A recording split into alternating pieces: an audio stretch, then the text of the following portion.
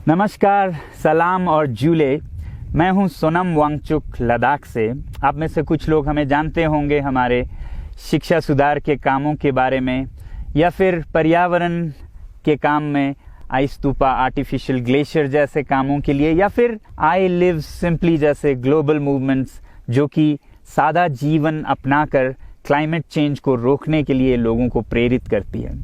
मगर दोस्तों, आज मैं इन चीज़ों के बारे में नहीं बल्कि आप लोगों को एक बहुत ही ज़रूरी संदेश देने के लिए आया हूं, जो कि चीन और भारत के बीच अभी जो टकराव और तनाव की स्थिति बनी है, इसके बारे में आपकी क्या जिम्मेदारी है।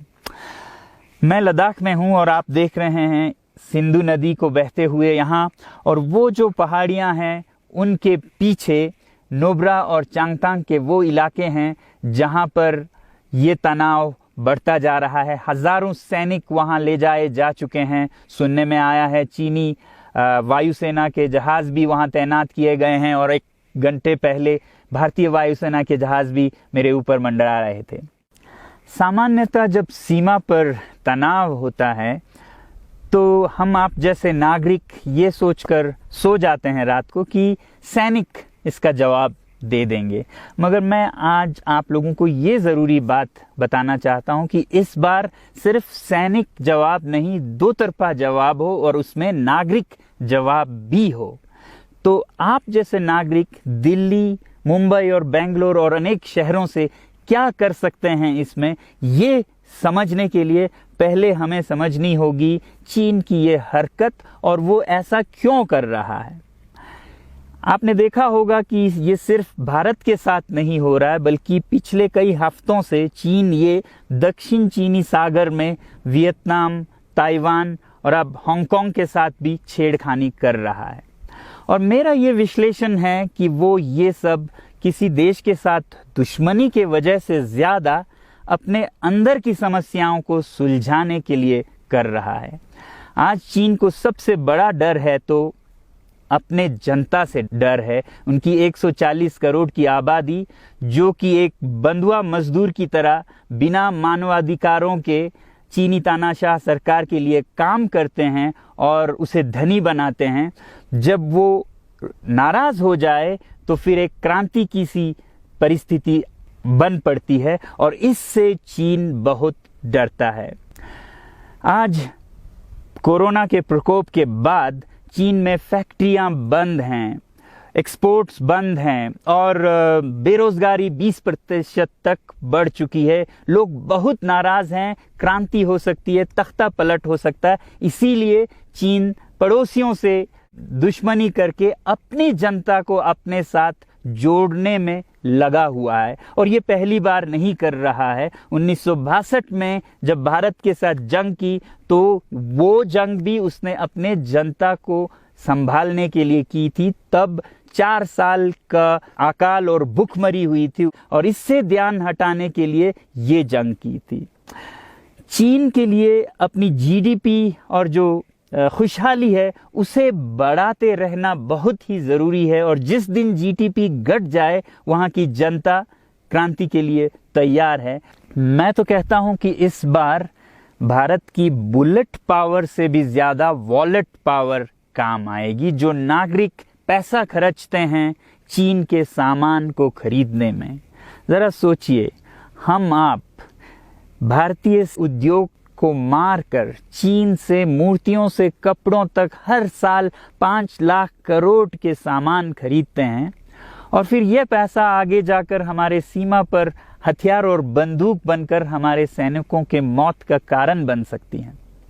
तो इसलिए अगर हमारे देश के 130 करोड़ लोग और 3 करोड़ जो भारतीय बाहर के देशों में हैं, सब मिलकर भारत में और बल्कि दुनिया भर में एक boycott made in China movement या अभियान शुरू करते हैं, तो आज दुनिया भर में चीन के प्रति रोष है।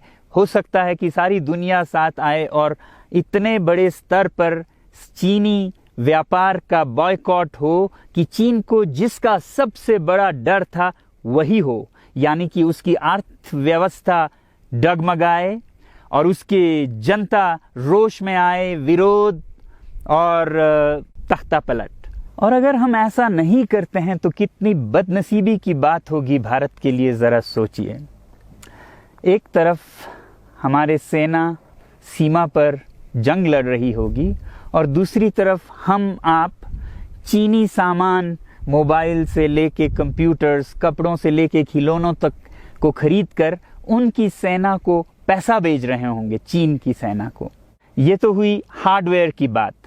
दूसरी तरफ हमारी युवा चीनी सॉफ्टवेयर, एप्स, गेम्स जैसे टिकटॉक, शेयरिट, इन सब में मस्त, उन्हें दूसरी तरफ से करोड़ों करोड़ों का पैसा भेज रहे होंगे। तो इसलिए बहुत ज़रूरी है कि हम एक नागरिक जवाब ज़रूर दें और इसे एक अभियान बनाएं, ग्लोबल मूवमेंट की तरह। ये बॉयकॉट मेड इन चाइना का जो अभियान है वो भारत के लिए भी एक वरदान साबित होगी। जैसा कि हमारे प्रधानमंत्री ने एक विजन हमें दिया था स्वावलंबन का, सेल्फ रिलायंस, वो तब हो सकता है जब हमारे अपने उद्योग फलें फूलें। और जब हम बॉयकॉट करते हैं इन सामान का तो अपने देश के उद्योग का, उत्पाद का हम प्रयोग करेंगे और उससे मजदूरों को रोजगारी मिलेगी और सारा देश खुशहाल होगा। बजट होगा कि हम और अच्छी तरह से टक्कर ले सकें सीमा पर भी।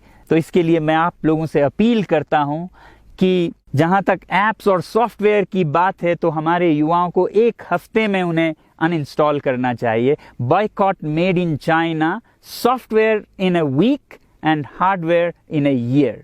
क्योंकि साजो सामान के लिए वक्त लगेगा हमारे अपने देश से और बाहर से विकल्प निकलने तक, तो उसे हम 1 साल के अंदर कर सकते हैं। तो ये हम न सिर्फ अपना प्रतिज्ञा करें बल्कि 100 और लोगों को इसके बारे में समझाएं, शेयर करें सोशल मीडिया पर, और हमारी जो मीडिया है वो जनता तक, देश के कोने कोने तक पहुंचाए। और जैसे ही इसका असर दिखने लगेगा, इंटरनेट से ऐप्स लाखों में, करोड़ों में अनइंस्टॉल होंगे, तो चीन को संदेश साफ जाएगा और यही एक तरीका उसे मेज पर पहुंचा सकती है जहां पर की बातचीत हो शांति की। तो जाते जाते मैं ये बता दूं कि मैं क्या करने जा रहा हूं।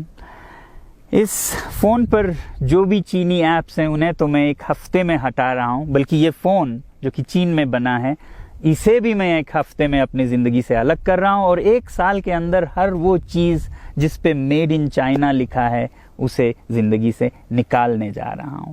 हमें चीन से, चीनी लोगों से कोई समस्या नहीं है, चीनी सरकार और उनकी रवैयों से समस्या है। जब तक चीन में परिवर्तन ना हो हमें ऐसा करना होगा। और आप लोगों से मैं अपील करता हूं कि आप अपने शहर में, अपने मोहल्ले में ऐसे इवेंट्स करें जहां लोग प्रतिज्ञाएं करें कि चीनी सामान का बहिष्कार करें जब तक चीन में परिवर्तन ना हो। और मैं सालों से कहता रहा हूं कि 21वीं सदी में देश के लिए जान देने की नहीं बल्कि जिंदगी देने की ज़रूरत है। लद्दाख में बढ़ते हुए ये देश के लिए जान देने का कारोबार बहुत देखा, और जहां एक तरफ मैं सलाम करता हूं उन लोगों के लिए, उन लोगों को जिन्होंने देश के लिए जान दिया, मगर इस 21वीं सदी में मेरा ख्याल है कि देश के लिए जान देने की नहीं, जिंदगी देने की ज़रूरत है।